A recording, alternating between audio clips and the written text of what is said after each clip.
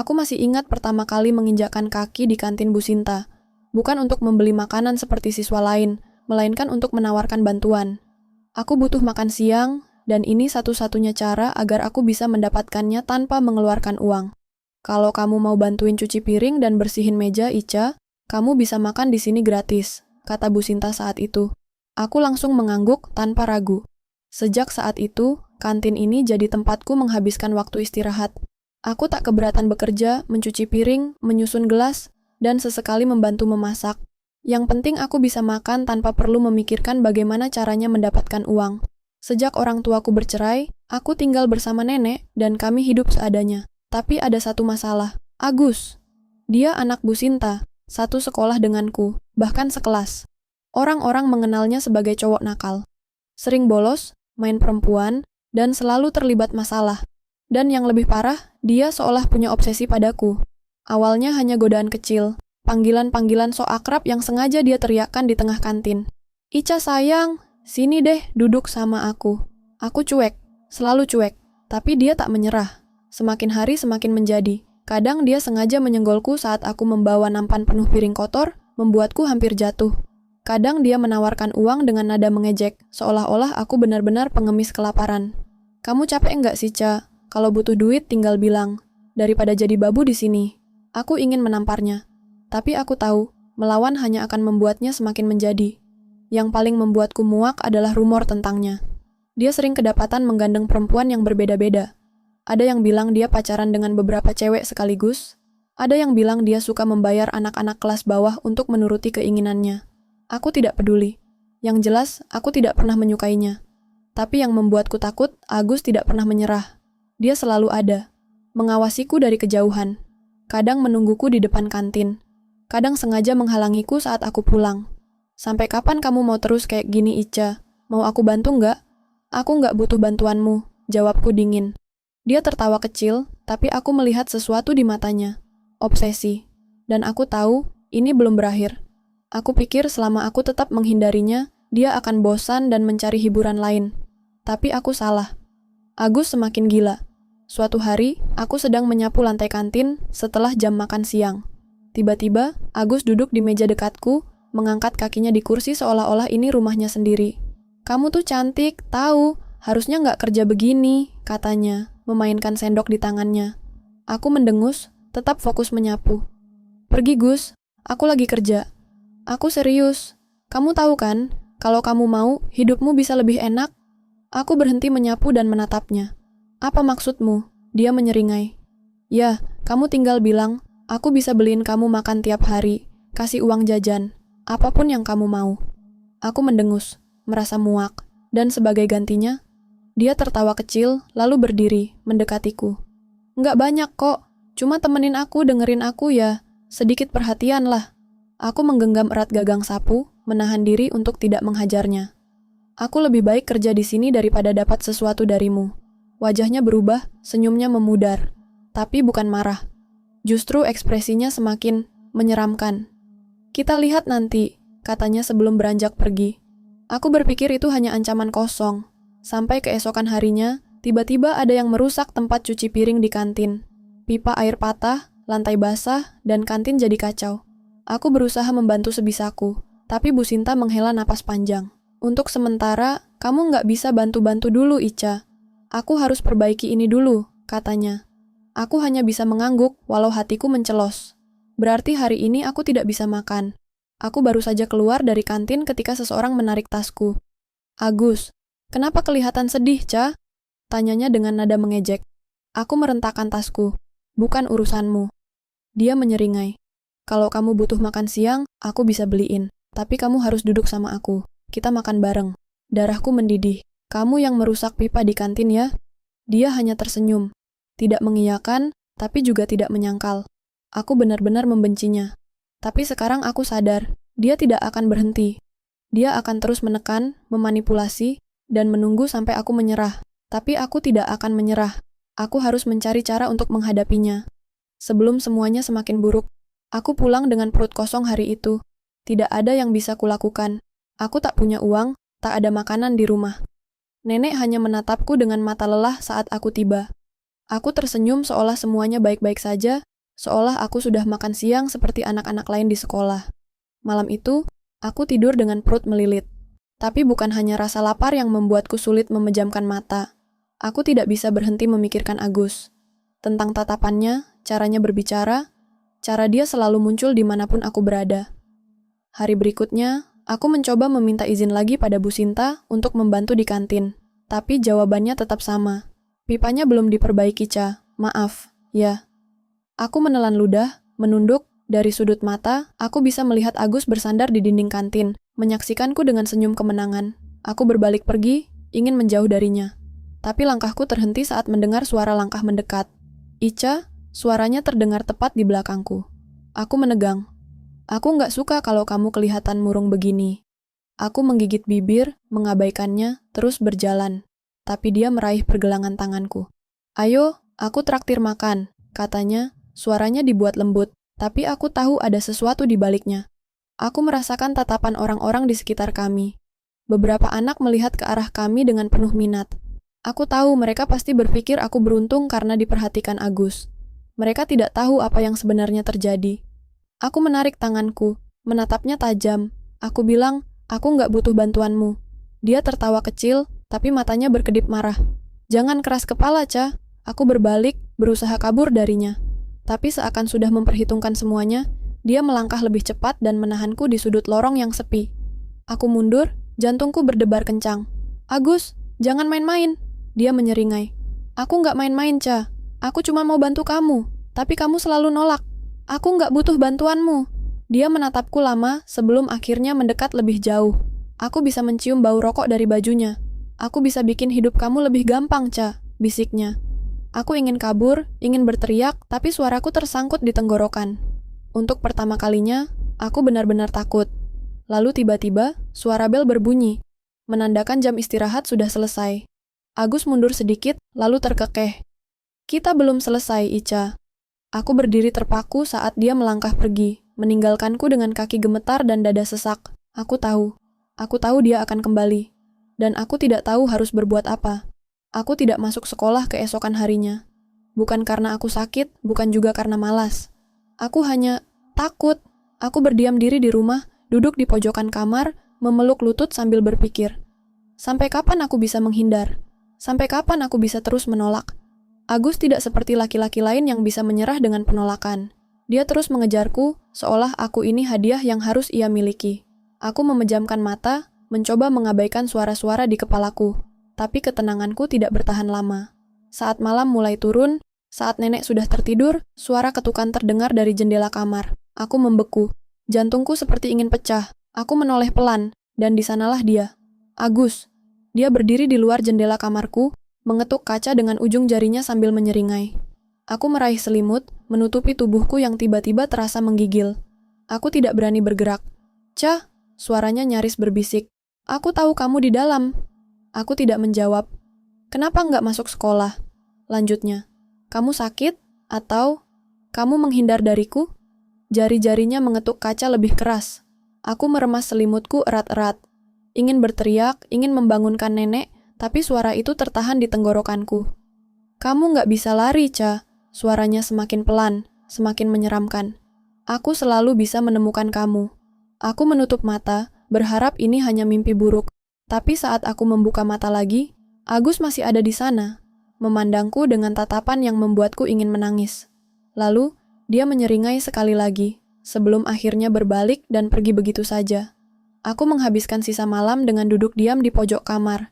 Tidak berani tidur, tidak berani bergerak. Aku tahu, ini belum selesai. Agus akan kembali, dan aku tidak tahu apakah aku masih bisa bertahan. Aku kembali ke sekolah keesokan harinya dengan langkah berat. Aku tahu Agus akan ada di sana. Aku tahu dia pasti menungguku. Tapi aku tidak bisa terus bersembunyi. Saat aku sampai di gerbang sekolah, aku merasa sepasang mata mengawasiku. Aku tidak perlu menoleh untuk tahu siapa itu. Ica, suara itu datang dari arah kantin. Agus. Aku mempercepat langkah, berharap bisa sampai ke kelas sebelum dia mendekat. Tapi dia lebih cepat. Tunggu sebentar, katanya, berdiri di hadapanku, menghalangi jalanku. Aku menarik napas dalam, mencoba menenangkan diri. Apalagi, Gus? Dia tersenyum. Kenapa kemarin gak masuk? Aku kangen tahu. Aku tidak menjawab. Kamu ngeluh kelaparan tapi malah nggak datang ke kantin. Aku sampai bela-belain bungkusin makanan buat kamu loh. Aku mengernyit. Apa? Dia tertawa kecil, lalu mengeluarkan sesuatu dari tasnya, sebuah kotak bekal. Nih, aku bawain buat kamu. Aku menatap kotak itu dengan curiga. Aku nggak butuh. Agus mendesah dramatis. Kamu selalu begini, ya? Aku cuma mau bantu. Aku menggertakkan gigi. Aku nggak butuh bantuanmu, Gus. Aku bukan anak kecil yang bisa kamu kasih makan, lalu kamu kendalikan. Tatapan Agus berubah. Senyumnya pudar, tergantikan oleh sesuatu yang lebih gelap. Dia merapatkan tubuhnya sedikit ke arahku. Kamu sadar nggak sih, Ca? Bisiknya. Kamu nggak punya pilihan. Jantungku mencelos. Kamu mau bertahan hidup tanpa uang, tanpa makan? Dia tertawa kecil. Kamu pikir kamu bisa terus bekerja di kantin? Aku bisa bikin Bu Sinta nggak nerima kamu lagi. Aku bisa bikin keadaan jadi jauh lebih sulit buat kamu. Aku merasakan ketakutan merayap ke tulangku. Aku cuma mau bantu, lanjutnya. Suaranya semakin pelan, semakin licik. Dan kalau kamu pintar, kamu bakal menerimanya. Aku tidak bisa lagi menahan diriku. Aku menepis kotak bekal di tangannya hingga jatuh ke lantai, membuat suara keras yang menarik perhatian beberapa siswa di sekitar kami. Aku lebih baik mati kelaparan daripada bergantung sama laki-laki sepertimu, teriakku. Semua orang yang melihat langsung berbisik-bisik. Agus hanya berdiri diam, rahangnya mengeras. Untuk pertama kalinya, aku melihat ekspresi yang bukan kesenangan atau ejekan di wajahnya. Dia menatapku lama, lalu tiba-tiba tertawa kecil. Baiklah, katanya pelan. Kalau itu maumu. Aku tahu aku baru saja melakukan sesuatu yang berbahaya. Dan aku tahu Agus tidak akan tinggal diam. Sejak hari itu, semuanya berubah. Agus tak lagi terang-terangan menggangguku. Dia tidak menungguku di depan kantin, tidak memanggil namaku dengan suara keras, tidak lagi muncul di depanku dengan senyum mengejek. Tapi aku tahu itu bukan berarti dia menyerah. Justru itu yang membuatku lebih takut. Karena kini, gangguannya berubah menjadi sesuatu yang lebih halus, lebih licik. Hari pertama setelah insiden di kantin, aku menemukan bangkuku di kelas penuh coretan spidol hitam. Pelacur miskin. Tukang cari perhatian. Mau makan tapi sok suci. Aku menahan napas, membaca kata-kata itu sambil merasakan dada sesak. Beberapa teman sekelas melihatku, beberapa tertawa kecil. Aku tahu ini ulah siapa. Aku membersihkannya semampuku. Tapi keesokan harinya, ada lagi. Kali ini lebih buruk. Coretan itu ada di lokerku, di pintu toilet perempuan. Dan tidak berhenti di situ. Buku tugas yang sudah kukerjakan semalaman tiba-tiba hilang dari mejaku. Sepatuku basah saat aku meninggalkannya di rak depan kelas, seolah seseorang sengaja menuangkan air. Setiap kali aku berjalan di koridor, selalu ada bisik-bisik, tatapan mencemooh. Aku menggigit bibir, menahan air mata. Aku tidak akan menangis. Aku tidak akan menunjukkan kelemahan. Tapi aku tahu ini semua karena Agus. Dan puncaknya terjadi seminggu kemudian. Hari itu, aku pulang lebih lambat dari biasanya. Aku harus membantu guruku merapikan berkas di ruang tata usaha. Langit sudah mulai gelap ketika aku akhirnya berjalan ke gerbang sekolah. Dan di sanalah dia. Agus bersandar di sepeda motornya, rokok terselip di antara jarinya. Saat dia melihatku, dia tersenyum kecil. Tapi kali ini senyumnya bukan ejekan. Lebih seperti ancaman. Aku pura-pura tidak melihatnya, mempercepat langkahku. Tapi dia dengan mudah mengimbangi langkahku, berjalan di sisiku seolah-olah kami sedang bercakap santai. Kamu kelihatan capek, Ca, katanya ringan. Butuh tumpangan? Aku tidak menjawab. Aku nggak akan ngelakuin apa-apa, lanjutnya. Aku cuma mau ngobrol. Ayolah, jangan keras kepala. Aku terus berjalan, berharap dia bosan. Tapi dia malah tiba-tiba menarik tasku, memaksaku berhenti. Jangan kayak gini, Ca, bisiknya. Aku udah cukup sabar. Aku tersentak menoleh ke arahnya dengan marah. Lepasin aku, Agus. Tapi dia tidak melepas. Genggamannya semakin erat. Aku udah baik sama kamu. Udah ngasih pilihan. Tapi kamu malah nolak mentah-mentah. Aku berusaha menarik tasku kembali, tapi dia lebih kuat. Jangan bikin aku harus maksa, Ca. Suaranya lebih rendah sekarang. Lebih dingin. Aku mulai panik. Jalanan sudah sepi. Tidak ada siapapun di sekitar. Aku harus kabur. Aku harus lakukan sesuatu. Tapi sebelum aku sempat bergerak, Agus tiba-tiba membungkuk mendekat. Aku bisa mencium bau rokok dan parfum murahan dari tubuhnya. Aku nggak suka ditolak, Ica, bisiknya di telingaku. Aku membeku. Dan saat itu juga, aku sadar. Agus tidak akan pernah berhenti. Tanganku gemetar. Jantungku berdentum begitu keras, sampai aku bisa mendengarnya di telingaku sendiri. Aku mencoba menarik tasku lagi, tapi genggaman Agus terlalu kuat. Lepasin aku, suaraku hampir bergetar, tapi aku memaksakan nada tegas. Dia hanya tertawa pelan. Kamu keras kepala banget, ya. Aku udah coba baik-baik. Aku bisa merasakan tubuhku menegang. Aku tahu ini bukan sekadar ancaman kosong. Agus sudah kelewat batas. Aku menoleh ke kanan, ke kiri. Jalanan benar-benar sepi. Tidak ada siapapun. Tidak ada yang bisa menolongku. Dan saat itulah aku melakukan satu-satunya hal yang bisa kupikirkan. Aku mengangkat kakiku tinggi-tinggi dan menendang tulang keringnya sekuat tenaga. Agus mengumpat keras, melepas tasku sambil mundur selangkah. Aku tidak membuang waktu. Aku berbalik dan lari sekencang mungkin. Aku bisa mendengar dia memaki di belakangku, lalu suara langkah kaki menyusul. Dia mengejarku. Aku tahu dia lebih cepat. Aku tahu dia lebih kuat, tapi aku tidak peduli. Aku harus lari. Aku membelok ke gang sempit di dekat sekolah, berharap bisa bersembunyi, tapi aku terlalu lambat. Sesuatu menarik kerah bajuku dari belakang, membuatku hampir jatuh ke belakang. Astag! Napasku terhenti saat Agus mencengkeram tanganku. Lu pikir bisa kabur, hah? Suaranya kini penuh amarah. Tidak ada lagi nada menggoda seperti sebelumnya. Yang tersisa hanya kemarahan. Aku meronta, mencoba melepaskan diri, tapi dia terlalu kuat. Lengan besarnya mencengkeram lenganku dengan keras, hampir menyakitkan. Lo mau gue maksa, Ca? Bisiknya, wajahnya hanya beberapa senti dari wajahku. Air mata mulai menggenang di mataku. Aku tidak boleh menangis. Aku tidak boleh terlihat lemah. Tapi aku tidak bisa menahan ketakutan yang menjalar di setiap inci tubuhku. Ayo kita ngobrol baik-baik. Lanjutnya, kini suaranya lebih rendah, seolah menenangkanku. Tapi aku tahu ini semua manipulasi. Kamu tinggal dengerin aku, temenin aku sebentar, dan aku bakal pastiin hidup kamu nggak susah lagi. Aku ingin menjerit, ingin memukulnya, ingin melakukan apapun untuk melepaskan diri. Tapi tubuhku membeku. Lalu tiba-tiba, suara langkah kaki terdengar dari ujung gang. Hei, lepasin dia! Agus tersentak. Aku menoleh dan melihat seorang laki-laki, Budi, salah satu anak kelas sebelah, berlari ke arah kami. Wajahnya dipenuhi kemarahan. Aku tidak tahu apakah Budi cukup kuat untuk menghadapi Agus. Tapi kehadirannya cukup untuk membuat Agus mundur selangkah. Aku mengambil kesempatan itu. Aku meronta dengan sekuat tenaga, menarik lenganku dari cengkeraman Agus. Kali ini, dia lengah. Aku berhasil lepas. Tanpa menunggu sedetik pun, aku berlari ke arah Budi. Dia berdiri di depanku, melindungiku dari Agus yang masih menatap kami, dengan rahang mengatup. Bangsat lo, Gus, bentak Budi. Lu pikir lu siapa? Agus hanya tertawa pelan, tapi tatapan matanya gelap. Ini bukan urusan lo, Bud. Sekarang urusan gue, Agus mendengus. Dia menatapku sekali lagi, dan aku melihat sesuatu di matanya. Bukan kemarahan, tapi janji. Janji bahwa ini belum selesai. Lalu dia berbalik, melangkah pergi dengan santai, seolah tidak terjadi apa-apa. Aku masih gemetar. Budi menoleh padaku, ekspresinya khawatir. Kamu nggak apa-apa, Ca? Aku ingin bilang aku baik-baik saja.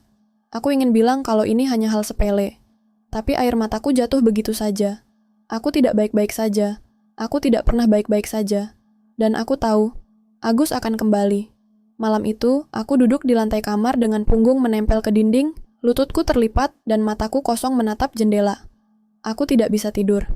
Bahkan, aku tidak bisa memejamkan mata tanpa mengingat genggaman kuat Agus di lenganku. Suara bisikannya yang penuh ancaman, atau tatapan terakhirnya yang penuh janji mengerikan. Aku gemetar. Aku benci perasaan ini. Aku benci merasa lemah. Aku ingin menangis lagi, tapi aku sudah terlalu lelah.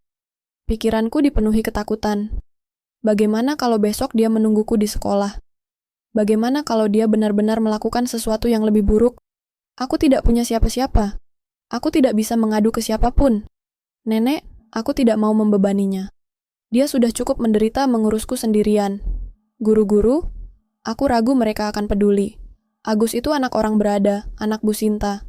Tidak ada yang akan percaya bahwa dia bisa berbuat sejauh ini. Laporan ke polisi. Jangan bercanda. Aku cuma anak miskin yang kerja di kantin untuk makan. Siapa yang akan membelaku? Tiba-tiba, ada suara ketukan di jendela. Jantungku seperti berhenti berdetak. Tidak mungkin.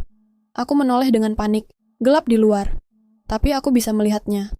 Bayangan seseorang berdiri di sana. Aku menahan napas, tubuhku membeku. Aku ingin bergerak, ingin lari, tapi tubuhku terasa lumpuh. Ketukan itu terdengar lagi. Pelan.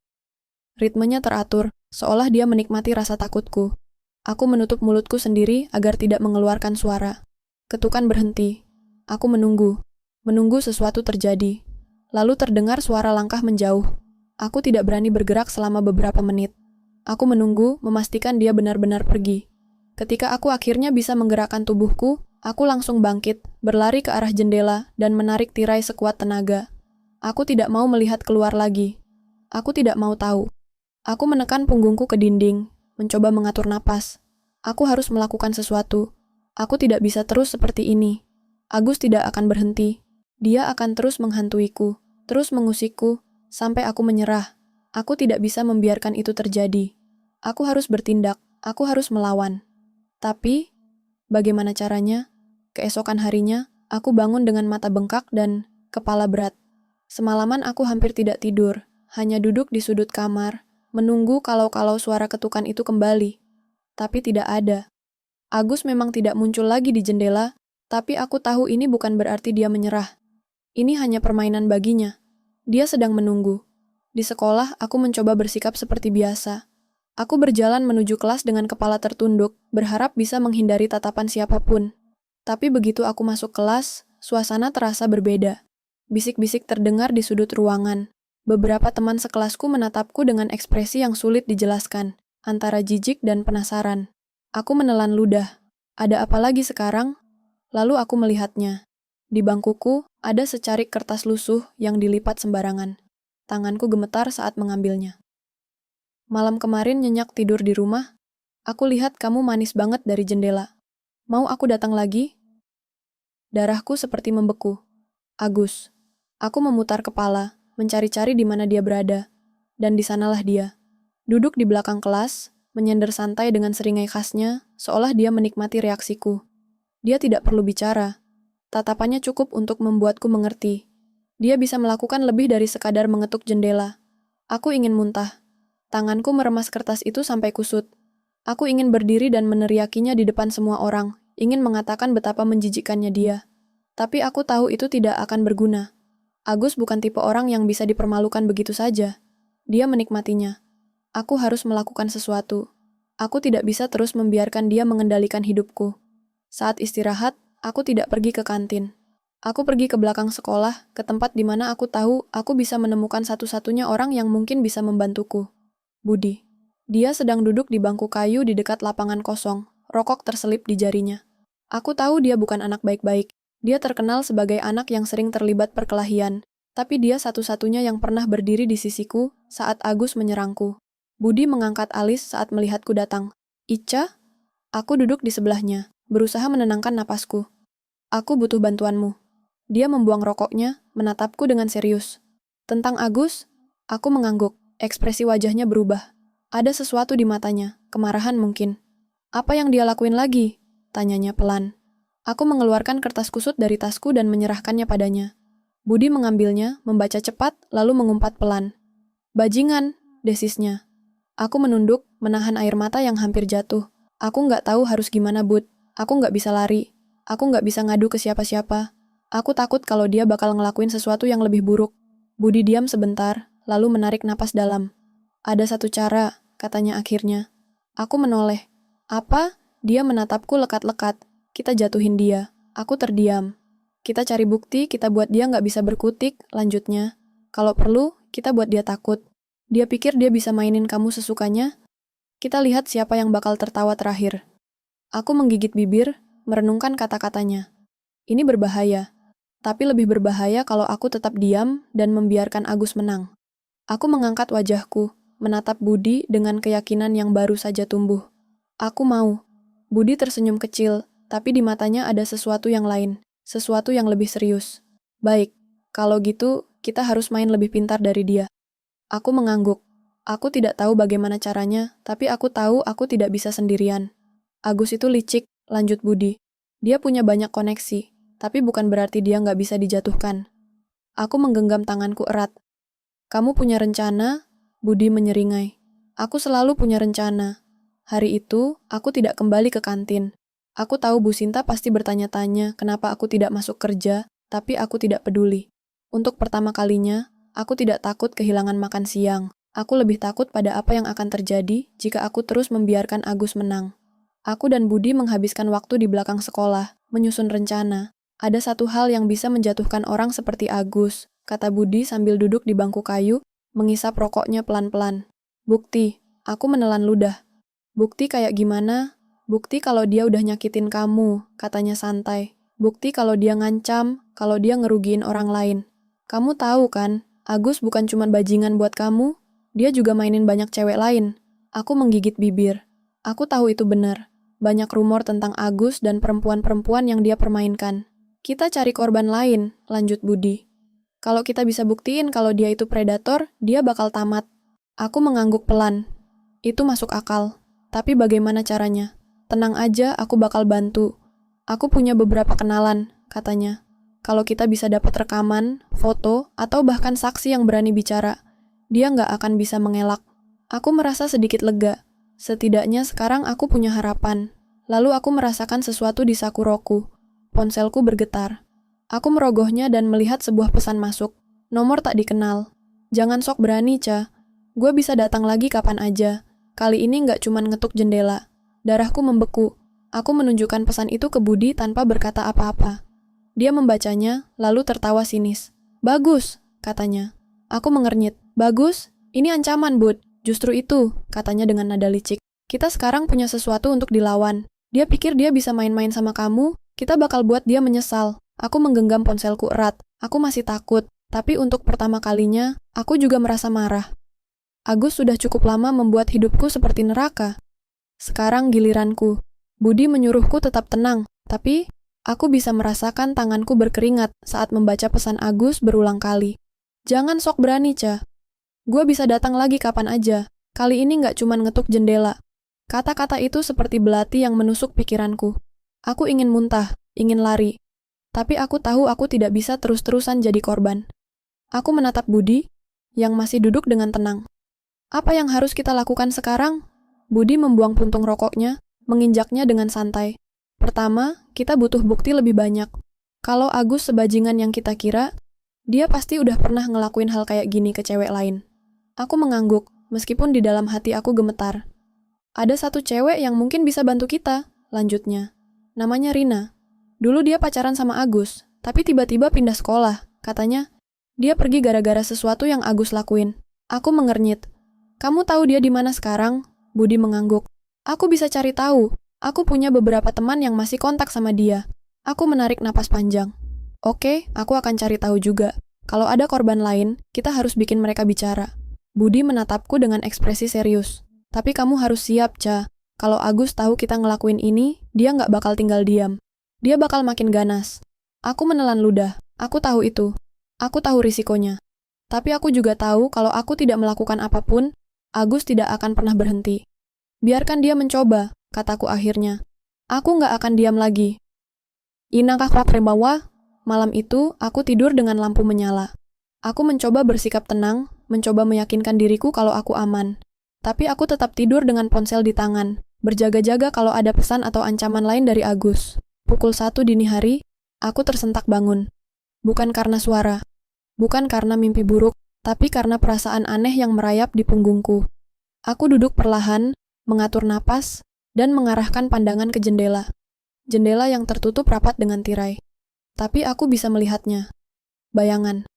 Seseorang berdiri di luar. Aku menahan napas. Ketukan pelan terdengar. 1 kali, 2 kali. Aku memejamkan mata, menahan teriakan yang ingin keluar. Dia kembali. Aku tidak tahu harus berbuat apa. Aku tidak bisa lari, tidak bisa menjerit. Aku hanya duduk di tempat tidur, membeku, lalu ponselku bergetar. Pesan masuk. Nomor tak dikenal. Bangun, Ca. Aku tahu kamu belum tidur. Buka jendelanya, atau gua yang buka sendiri. Aku menggigit bibir, menahan tangis. Aku tidak bisa terus seperti ini. Aku harus melakukan sesuatu. Tangan gemetarku mengambil ponsel, dan dengan jantung berdebar, aku mengetik pesan untuk satu-satunya orang yang bisa membantuku. Aku. Bud, dia di sini. Agus, di jendela rumahku. Lalu aku menekan tombol kirim. Pesan terkirim. Aku menatap layar, menunggu balasan dari Budi, tapi tak ada jawaban. Di luar, ketukan di jendela semakin keras. Tok, tok, Jantungku berdetak liar. Aku menggigit bibir, tubuhku membeku di tempat tidur.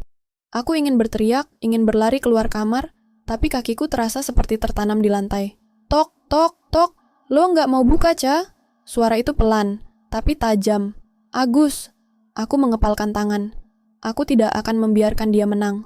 Aku menutup mataku, menenangkan napas, mencoba berpikir jernih. Lalu ponselku bergetar. Balasan dari Budi. Budi, jangan buka. Kunci pintu, gua OTW. Tanganku langsung meraih gagang pintu dan memutarnya, memastikan sudah terkunci. Kemudian, aku mundur ke belakang, menjauh dari jendela. Di luar, suara ketukan berhenti. Aku mengintip dari celah tirai. Dia masih di sana. Berdiri dalam gelap, hanya diterangi cahaya jalanan. Agus mengenakan hoodie hitam, tangannya di saku celana. Wajahnya tidak terlihat jelas, tapi aku tahu dia tersenyum.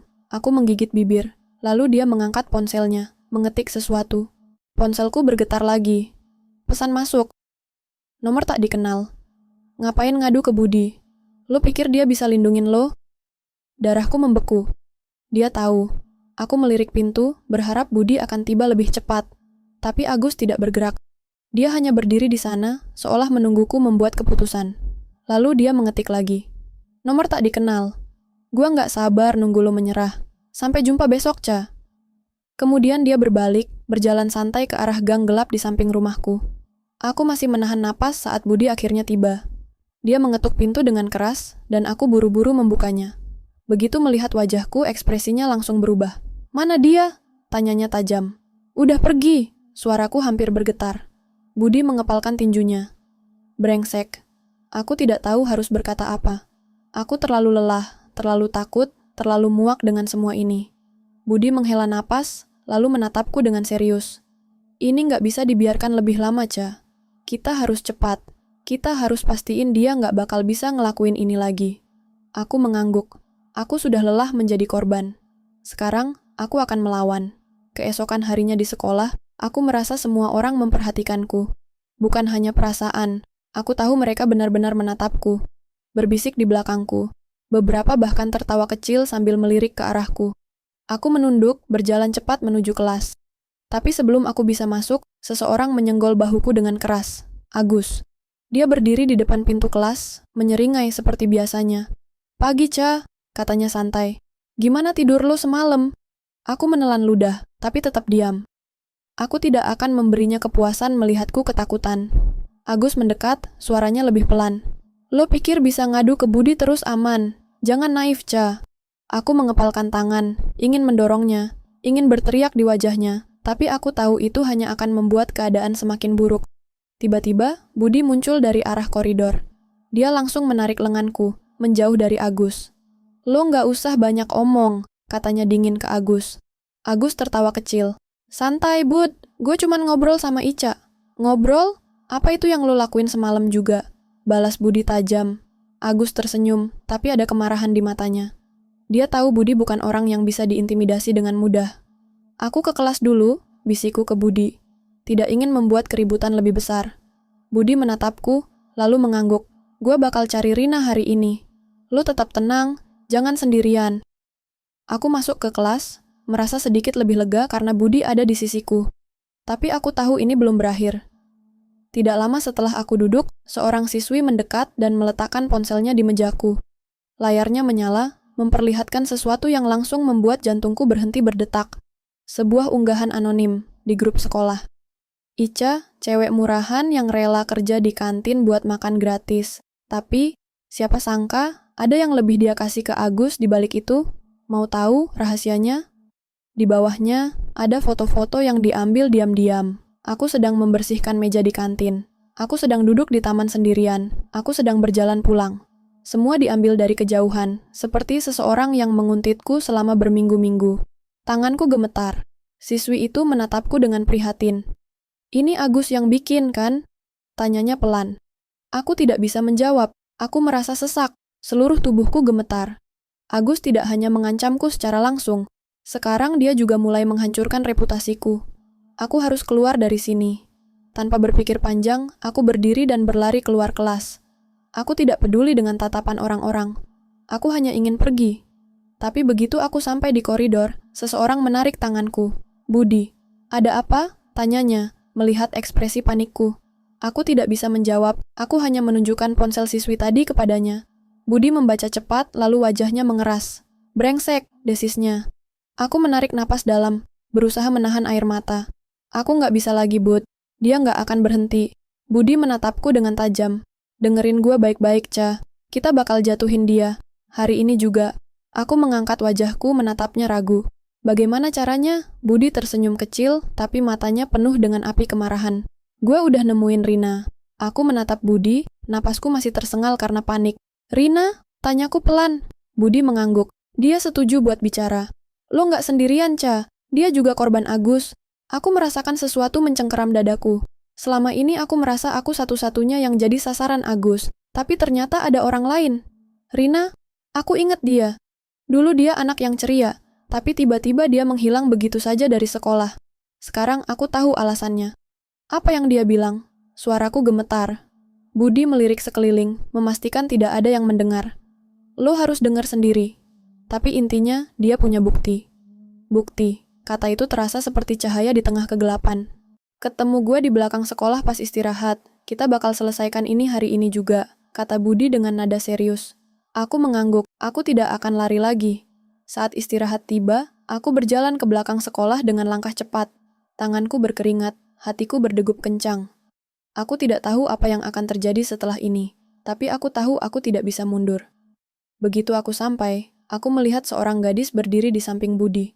Rambutnya panjang, tubuhnya sedikit lebih kurus dari yang aku ingat, dan ada sorot ketakutan di matanya. Rina. Dia menatapku sejenak sebelum akhirnya berbicara. Suaranya pelan tapi penuh luka. Aku tahu apa yang kamu alami, Ca. Aku pernah ada di posisi kamu. Aku mengangguk pelan. Apa yang dia lakukan ke kamu? Rina menelan ludah, lalu merogoh ponselnya. Aku punya rekaman. Waktu itu, dia maksa aku buat diam. Tapi, aku rekam semuanya. Budi mencondongkan tubuhnya, penasaran. Rekaman kayak gimana? Rina membuka galeri ponselnya dan memainkan sebuah file audio. Lo pikir lo bisa lari dari gua? Semua orang bakal percaya gua, bukan lo. Lo cuma cewek biasa yang bakal dilupain. Sementara gua bisa dapet siapa aja.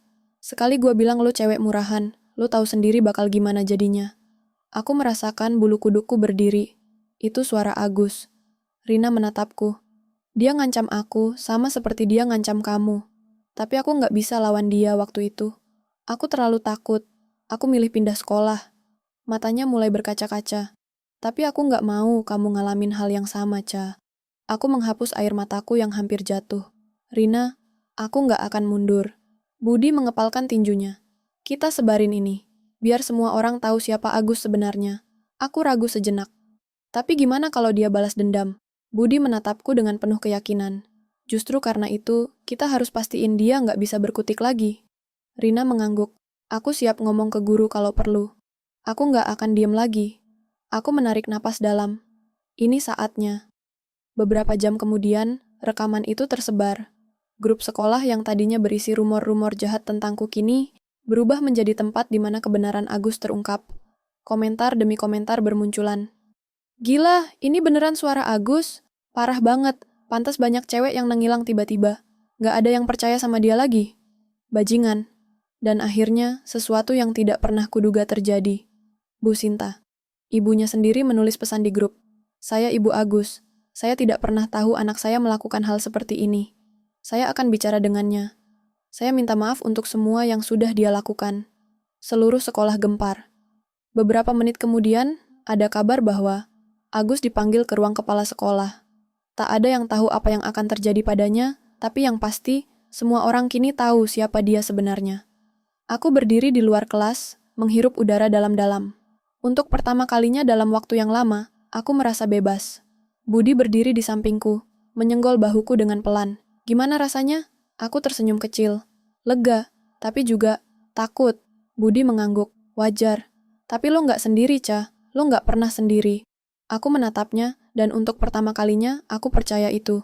Aku tidak sendiri lagi. Seminggu setelah kejadian itu, Agus resmi dikeluarkan dari sekolah. Rumor tentangnya tidak lagi sekadar bisikan, tapi sebuah kebenaran yang diketahui semua orang. Aku mendengar kabar kalau keluarganya mengirimnya keluar kota, Mungkin untuk menjauhkannya dari masalah yang dia buat sendiri. Aku tidak peduli. Aku sudah cukup hidup dalam ketakutan. Hari-hariku di sekolah perlahan kembali normal. Aku masih membantu di kantin Bu Sinta, tapi kali ini tanpa rasa cemas. Bu Sinta sendiri sering meminta maaf kepadaku atas perbuatan anaknya, meskipun aku tahu ini bukan salahnya. Yang terpenting, aku tidak lagi merasa sendirian. Budi dan Rina tetap ada di sisiku. Kami bukan hanya teman, tapi juga penyintas. Orang-orang yang selamat dari kegelapan dan berani melawannya. Aku belajar sesuatu yang sangat berharga. Ketakutan akan tetap ada jika kita membiarkannya menguasai kita. Tapi saat kita berani melawan, saat kita tidak lagi diam, kita bisa menang. Buat kalian yang pernah mengalami hal seperti Ica, ingatlah, kalian tidak sendirian. Jangan pernah takut untuk berbicara. Cari teman yang bisa dipercaya, laporkan kepada orang yang bisa membantu. Jangan biarkan orang lain mengontrol hidup kalian dengan ancaman dan ketakutan. Dan buat kalian yang hanya menjadi penonton, jangan pernah diam jika melihat ketidakadilan. Karena kadang, satu suara saja sudah cukup untuk mengubah segalanya. Kalau kalian suka kisah ini, jangan lupa like, komen, dan share ke teman-teman kalian. Biar semakin banyak orang yang sadar dan berani melawan. Dan tentu saja, subscribe channel Kisah Sekolah biar kalian gak ketinggalan cerita-cerita seru lainnya.